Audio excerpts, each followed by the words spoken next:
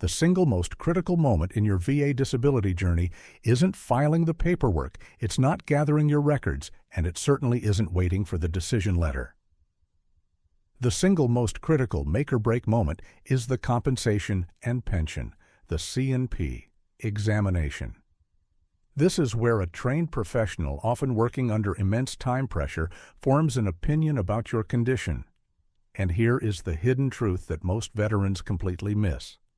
What you say matters, but what your body says matters infinitely more. Your nonverbal communication is often the silent deciding factor between approval and denial. Before you walk into that room, before you even confirm that appointment, you need to understand the hidden body language tricks that examiners are trained to spot, the signals that either confirm your suffering or scream exaggeration. We are diving deep into the psychology of the C&P exam, uncovering the 8 critical body language signals you must master or avoid entirely. Starting right now with the biggest blunder, the overcompensation trap. The overcompensation trap is the #1 strategic error veterans make, and it stems from a deeply ingrained military mindset. We are trained to be tough. We are conditioned to push through pain, to minimize discomfort, and to never ever appear weak. You walk into that exam room, perhaps for a severe back injury or debilitating joint pain, and your natural instinct is to stand up straight, to walk with a firm stride, and to sit down quickly without grimacing, because you don't want to look like a complainer. You think you are showing resilience. The examiner, however, sees something entirely different. They see inconsistency. They see a person who claims chronic, severe pain, but moves with the yambe fluidity and confidence of someone who just finished a light jog. This is the trap. You are overcompensating for your pain, trying to project strength, and in doing so, you are actively undermining the very claim you are there to support. The examiner's notes will reflect this discrepancy. They won't write down, "Veteran is tough and resilient." They will write down, "Veteran exhibited minimal difficulty ambulating and sat down without assistance or visible discomfort." That single sentence, that single nonverbal signal, can sink your claim faster than anything you actually say. Let's unpack this overcompensation trap in detail because it is nuanced. It's not about faking pain. It's about allowing your genuine experience to be seen. Think about the waiting room. This is often the first place the examiner's staff, or even the examiner themselves, observes you. If you are claiming severe anxiety, yet you are scrolling through your phone, laughing easily at a text, and exhibiting perfect calm, that is overcompensation. If you are claiming a knee injury that requires frequent modification of movement, but you effortlessly cross your legs while waiting, you are sending a signal of functional capacity that directly contradicts your medical records. The key is to maintain consistency between your narrative and your physical presence. If your back hurts, allow the slight shift in weight. If your shoulder is restricted, don't use it to effortlessly pick up your bag when you are called back. This is not acting. This is simply removing the military filter that tells you to mask your pain at all costs. The C&P exam is the one place where that filter must be temporarily deactivated. The overcompensation trap extends into your posture during the interview phase itself. Many veterans sitting across from the examiner will lean forward, maintaining intense eye contact, trying to project competence and honesty. While honesty is crucial, this posture, leaning forward, elbows on knees, intense engagement, is a posture of low pain and high energy. If you are struggling with chronic fatigue syndrome or severe fibromyalgia, that physical projection of high energy contradicts the core symptom of your claim. A person genuinely suffering from chronic pain or fatigue will naturally adopt a slightly more guarded, perhaps slightly slumped, posture. They might shift frequently, not out of nervousness, but out of necessity to relieve pressure. They will conserve energy. When you overcompensate by adopting that high-energy, leaned-in stance, you are telling the examiner, nonverbally, that your energy levels are high and your pain is manageable. This is a subtle point, but examiners are trained observers of human behavior. They are looking for the natural presentation of suffering, not the military presentation of fortitude. Remember this: the overcompensation trap is the silent killer of valid claims. Be honest, but allow your body to tell the truth about your current reality, not the reality of the service member you once were. Now, let's transition to a related but distinct behavioral signal that throws off claims. The eye contact misdirection. This signal is particularly tricky because it applies differently to physical claims versus mental health claims, and misunderstanding the difference can lead to immediate skepticism. When discussing a physical injury, like a nerve issue or chronic pain, consistent, direct eye contact is generally a sign of transparency and confidence.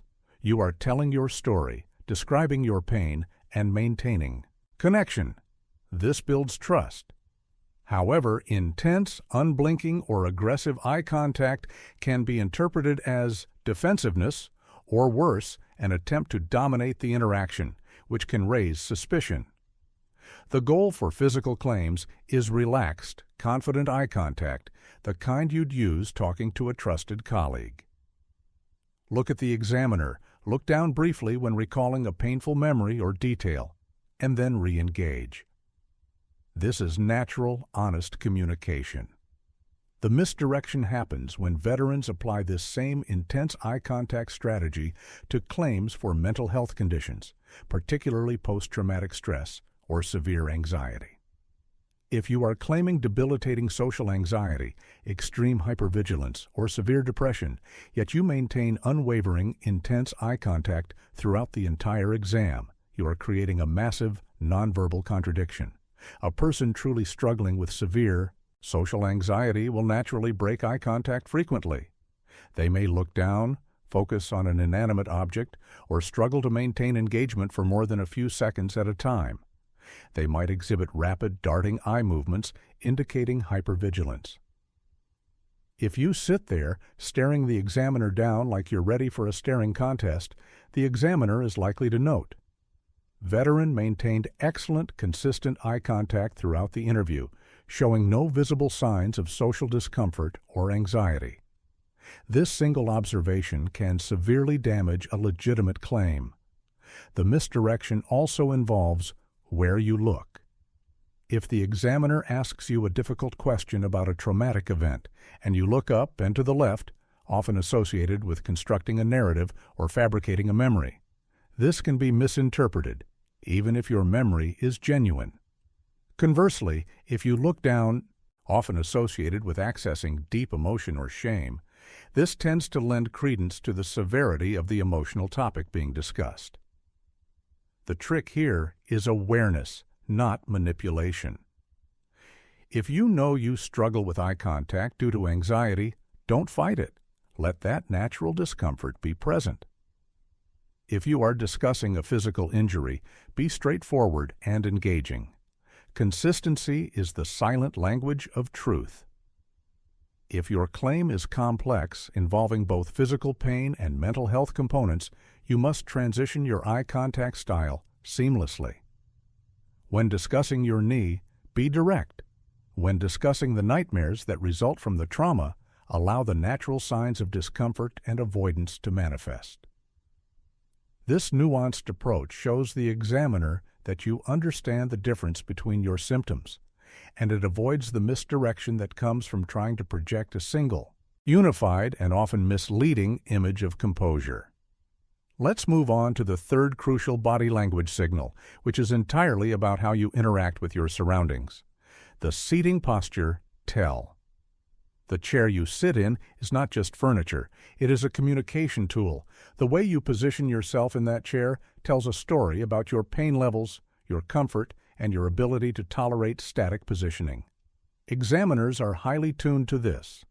If you are claiming chronic back pain, fibromyalgia, or hip issues, how you sit down and how you remain seated are critical tells. First, the act of sitting. If you drop heavily into the chair, or if you sit down without needing to steady yourself or use your hands for support, that signals low pain. If you have severe back pain, sitting down is often a controlled, deliberate process. You might use the armrests. You might slightly lean to one side before lowering yourself. You might take a half-second longer than a healthy person. This is not acting. This is allowing. The necessary movements that accompany real pain. Once seated, the posture tell continues. A person without pain can sit rigidly still for 15 or 20 minutes. A person with chronic pain cannot. They will naturally shift their weight, adjust their position, or subtly move their hands to different pressure points. These small, frequent adjustments are evidence of suffering. If you sit ramrod straight, trying to look attentive and disciplined for the entire duration of the exam, you are signaling to the examiner that your claim of chronic, debilitating pain is inconsistent with your current presentation. The examiner will likely note the lack of positional shifting, implying comfort. This is a massive missed opportunity to non-verbally validate your symptoms. Furthermore, pay attention to how you use the chair's supports. If you are claiming neck or upper back issues, leaning back and resting your head against the chair's support can be a genuine necessity. If you are claiming lower back issues, you might find yourself sitting slightly forward, avoiding the backrest entirely, or subtly bracing your lower back with your hands or arms tucked behind you. These are all genuine compensatory behaviors. If the examiner offers you a cushion or asks if you are comfortable, your response must align with your claimed condition. If you claim severe sciatica and say, "Oh, I'm fine," while sitting perfectly straight, you are negating your own symptoms. A more honest and accurate response might be, "I'm managing, but I might need to shift positions frequently," or "I prefer to sit forward to keep the pressure off my lower back." The seating posture. Tell is, for, all about allowing your body to seek the position of least discomfort and letting the examiner observe that necessity. Dons try to be a statue. Let the movement tell the story of the struggle. This brings us directly to the fourth signal, the fidget factor. Fidgeting is often seen as a sign of nervousness, and while that's true, in the context of a C&P exam, it's a double-edged sword that can signal either anxiety or exaggeration. We need to dissect the two types of fidgeting, anxiety-driven and attention-driven. Anxiety-driven fidgeting is often rapid, repetitive, and unconscious. This includes tapping a foot, rapidly rubbing fingers, or picking at skin or clothes. If you are claiming anxiety, this type of fidgeting lends credence to your claim. It shows a heightened state of internal arousal and discomfort. The examiner is looking for these signs of genuine distress. If you claim severe anxiety but sit perfectly still, exhibiting no signs of internal tension, the examiner might question the severity of your reported symptoms. However, the attention-driven fidget is the red flag. This is when the fidgeting seems overly dramatic, timed to coincide with a specific question, or involves movements that are too large or too consciously performed. For example, if the examiner asks about the functional limitations of your hand and you immediately start shaking that hand dramatically, that can be perceived as an exaggerated performance rather than a genuine manifestation of a tremor or pain. Examiners are looking for consistency. If you claim that your hands tremor constantly, but the tremor only appears when the examiner is looking directly at them or performing a test, that inconsistency raises a red flag. The key to managing the fidget factor is to understand that subtle, necessary movement validates physical pain, while unconscious, rapid movement validates anxiety. If you have restless leg syndrome, RLS, as part of your condition, allow the slight, continuous movement of your feet or legs to be visible. If you are anxious, don't try to lock your hands down. Allow them to subtly rub together or grip the chair arms. The moment you try to suppress all movement, you risk falling back into the overcompensation trap. But the moment you exaggerate a movement, you risk being flagged for malingering. The genuine presentation is always somewhere in the middle. Present the symptoms that are currently active, even if they are minor, and let the examiner observe the reality of your internal state. Don't perform, just be present with your discomfort. Remember, small, consistent fidgeting is often the language of genuine internal struggle. Large, inconsistent gestures are often the language of performance. Moving swiftly to the fifth critical area, the vocal tone consistency. Your voice is as much a part of your body language as your hands or your posture. The consistency between your words and the tone, volume, and pace of your voice is paramount, especially in mental health exams. If you are claiming severe depression, characterized by low energy, lack of motivation, and profound sadness, your vocal tone should naturally reflect this. This means a lower volume, a slower pace, and a generally flat or subdued emotional inflection. If you describe your debilitating sadness with a loud, booming voice, rapid speech, and energetic hand gestures, the nonverbal message directly contradicts the verbal content. The examiner will note the high energy and robust vocal presentation, which undermines the claim of profound depression or fatigue. Conversely, if you are claiming hypervigilance and anxiety, your voice might be slightly higher pitched, your speech might be rapid or pressured, and you might interrupt yourself or the examiner frequently. These vocal cues are signs of genuine internal chaos and distress. If you speak in a slow, measured, and perfectly calm cadence while describing terrifying flashbacks, the examiner will question the connection between the described trauma and your current emotional state. The voice must match the gravity of the subject matter. This consistency applies even to physical claims. If you are describing the excruciating 10 out of 10 pain in your spine, but your voice is casual, conversational, and lighthearted, the examiner will subconsciously downgrade the severity of the pain you are reporting. A person describing genuinely agonizing pain will typically have a voice that is slightly strained, perhaps catch their breath, or speak in shorter, more clipped phrases. They are conserving the energy it takes to talk while simultaneously managing discomfort. Don't try to whisper, but allow the natural impact of your condition to affect your vocal delivery. If you are fatigued, your voice will naturally sound tired. If you are anxious, your voice will naturally sound rushed. Your goal is not to perform a voiceover. Your goal is to let your genuine state leak through your vocal cords. This consistency is a powerful, nonverbal validator of your claim. Now, let's discuss a signal that is entirely involuntary and often overlooked: the pain response lag. This is crucial for physical exams involving range of motion, ROM testing, or palpation.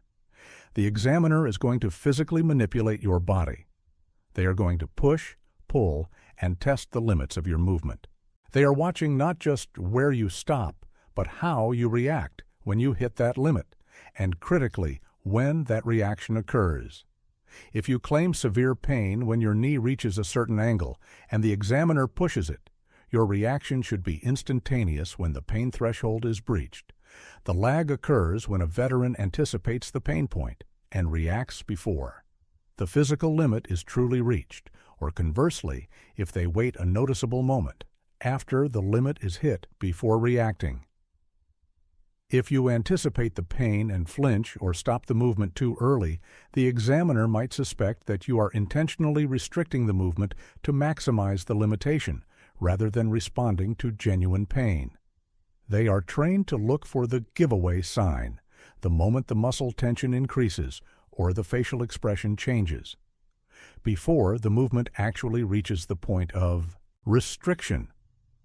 On the flip side, if the examiner is pressing on a known tender point and you wait a full second before saying ouch or pulling away, that lag suggests the pain response is being consciously managed or delayed, which can imply exaggeration. Genuine sharp pain elicits an immediate, primal reaction. It's a rapid intake of breath, a sudden grimace, or an immediate withdrawal.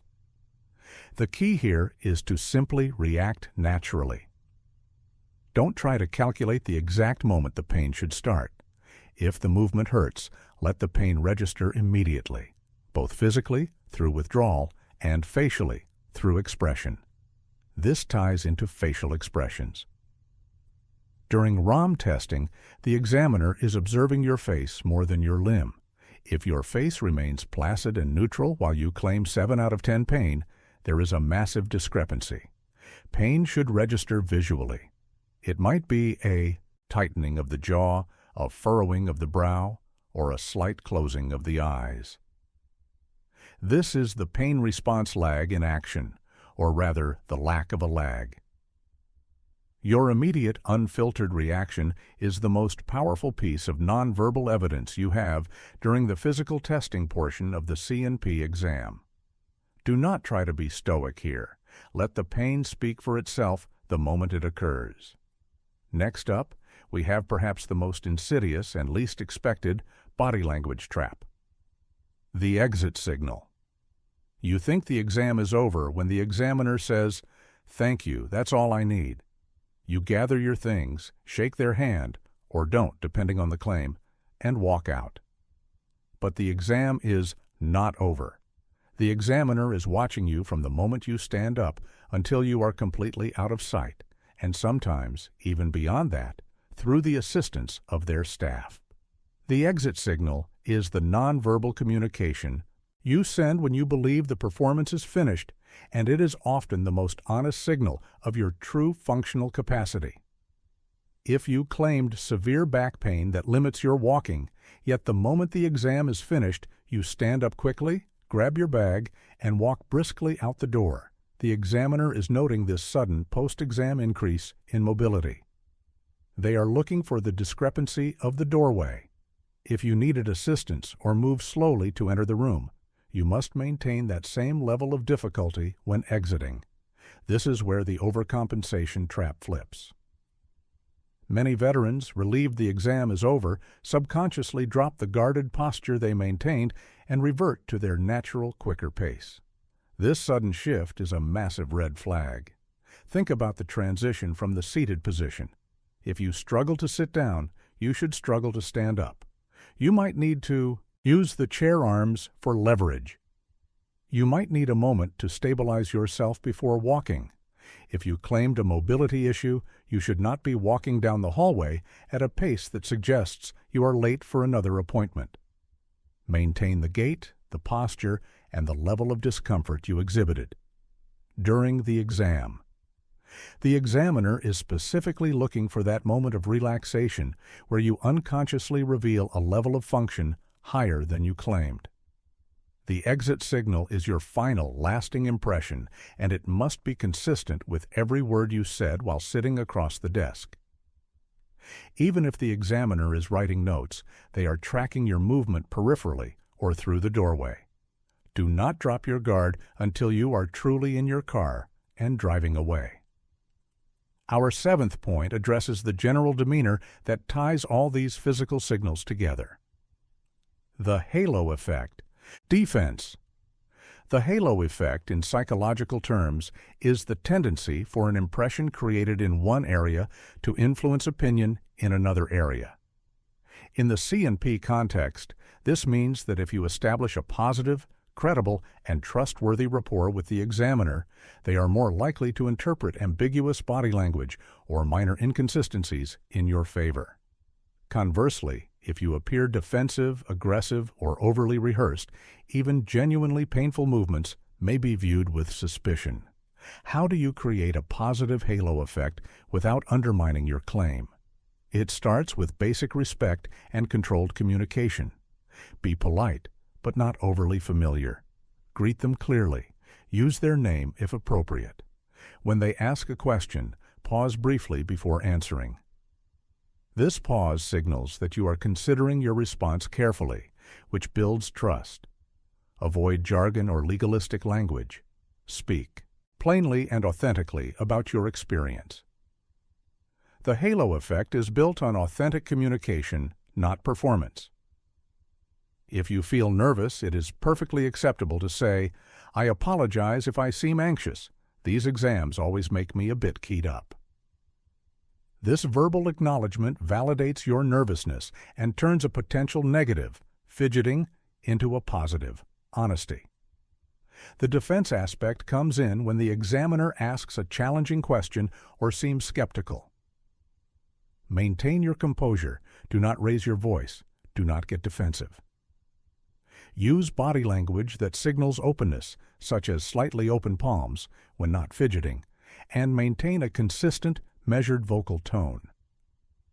If you respond to skepticism with folded arms, intense staring, and a clipped tone, you're activating the examiner's defensive posture, and they will be far less likely to give you the benefit of the doubt on any ambiguous symptom. The halo effect defense is about using subtle cues, politeness, measured responses, and emotional regulation to create a backdrop of credibility against which your genuine symptoms can be clearly seen. Remember, examiners are human. They respond better to veterans who communicate respectfully and authentically, even while detailing profound suffering. Let's delve deeper into the concept of maintaining consistency across all these signals, because inconsistency is the ultimate body language killer. Imagine a scenario where a veteran is claiming severe migraines secondary to their service-connected condition. During the interview portion, they speak loudly, maintain intense eye contact, and fidget rapidly, suggesting anxiety. The examiner notes the high energy. Then the veteran describes a typical migraine attack: light sensitivity, sound sensitivity, and debilitating pain that requires them to lie down in a dark room. The verbal narrative is severe, but the nonverbal presentation is high energy and robust. This is a massive disconnect. To maintain consistency, the veteran claiming severe migraines might need to consciously adjust the environment. If the lights are too bright, it is acceptable to ask politely if they could be dimmed slightly, explaining, "I am very sensitive to light, especially today." If the room is noisy, they might ask to close the door. Their vocal tone should be slightly subdued, reflecting the ongoing struggle with a neurological condition that causes pain and sensitivity. They should avoid the intense eye contact that is often painful during a headache. The consistency here is showing the current impact of the condition, even if it's just a low-grade version of the symptom. If you claim sensitivity but sit under fluorescent lights without blinking, the nonverbal message screams, "Not sensitive." This principle of consistency extends to your attire and overall presentation. While you should be clean and presentable, if you are claiming severe joint pain or skin conditions, wearing clothes that obviously restrict movement or irritate the skin can be a subtle nonverbal validator. For example, if you claim severe eczema that flares up with tight clothing, wearing loose, comfortable attire aligns with your reported behavior. If you claim debilitating shoulder pain, wearing a heavy coat that clearly requires difficult movement to remove is inconsistent. You should be dressed in a way that is congruent with your claimed limitations. This is not about dressing down.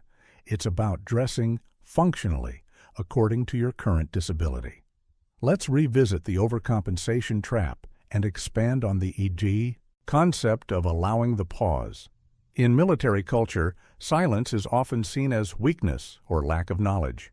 In a C&P exam, silence is often evidence of deep thought, pain management, or emotional processing.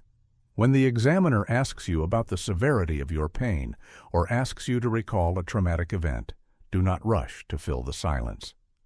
Allow yourself a few seconds to genuinely access the memory or assess the pain level. A brief pause before describing a 10 out of 10 pain shows the examiner that you are struggling to articulate or manage the memory of that severity.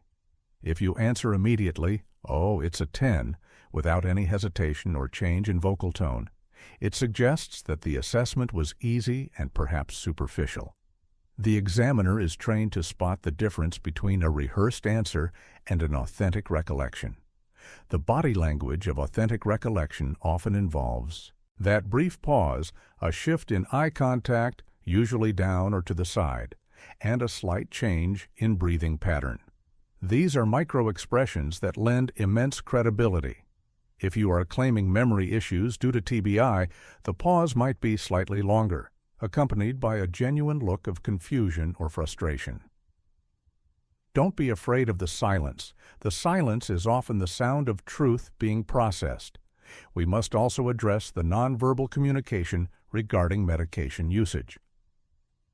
If you are claiming severe chronic pain that requires daily high-dose medication, your presentation should reflect a life managed by pain and medication side effects. For example, if your medication causes drowsiness, you might exhibit subtle signs of fatigue or slight slowness in reaction time.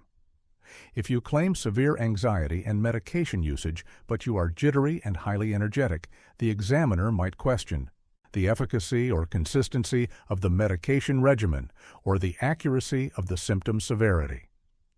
Consistency dictates that your physical and emotional presentation aligns with the pharmacological reality of your life. If you are on heavy antidepressants, your mood might be stable, but your energy levels might be low. If you are on pain medication, your pain might be managed, but your mobility might still be impaired. The body language must reflect the net effect pool of the condition plus the treatment. Let's focus on one final extremely subtle body language trick related to physical claims: the use of support devices.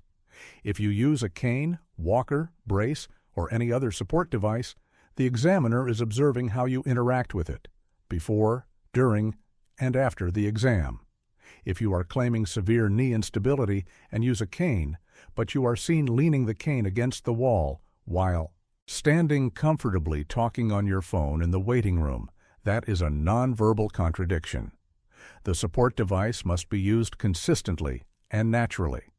If you bring a brace for a back injury, the examiner will note whether you are wearing it or whether you carried it in. If you carried it in, why? Was it too uncomfortable to wear? If so, state that. If you wear it, the examiner will observe how you move with the brace. Do you rely on it? Does it genuinely restrict your motion? If you are claiming that the brace helps you function, but you remove it immediately upon sitting down, the examiner may question its necessity. The support device is an extension of your body language. It is a tool that communicates your limitation. Use it authentically and consistently, understanding that the examiner is observing your dependency on it. If you need it to walk, don't forget to use it to stand up and walk out the door. The moment you treat it like an accessory, you undermine its nonverbal testimony. In summary, before you even step foot into that C&P exam room, you need to conduct a rehearsal, not of your words, but of your physical presentation. Every single moment in that clinic, from the waiting room to the exit, is part of the examination. You must dismantle the deeply ingrained military conditioning that forces you into the overcompensation trap, the need to appear strong and pain-free. Instead, allow the genuine, honest discomfort to surface subtly. Avoid the eye contact misdirection by understanding that anxiety requires broken or darting contact, while physical claims require confident, measured engagement. Let your seating posture tell the story of your pain by allowing necessary shifts and slight bracing. Manage the fidget factor by allowing small, unconscious movements that validate anxiety but avoid large, attention-seeking exaggerations. Ensure your vocal tone consistency aligns the energy of your voice with the severity of your reported symptoms. During physical testing, eliminate the pain response lag by reacting immediately and naturally when pain is triggered. Most importantly, never drop your guard with the exit signal. Maintain your claimed limitation until you are completely gone. Finally, use the halo effect defense to build rapport through respectful, authentic communication, ensuring that any ambiguous signal is interpreted in your favor. Your words are important, but your body language is the silent, powerful witness to your truth. Mastering these hidden tricks is not about faking anything. It is about strategically communicating the reality of your suffering, ensuring that the examiner sees the whole picture, and ultimately securing the benefits you have earned and deserve.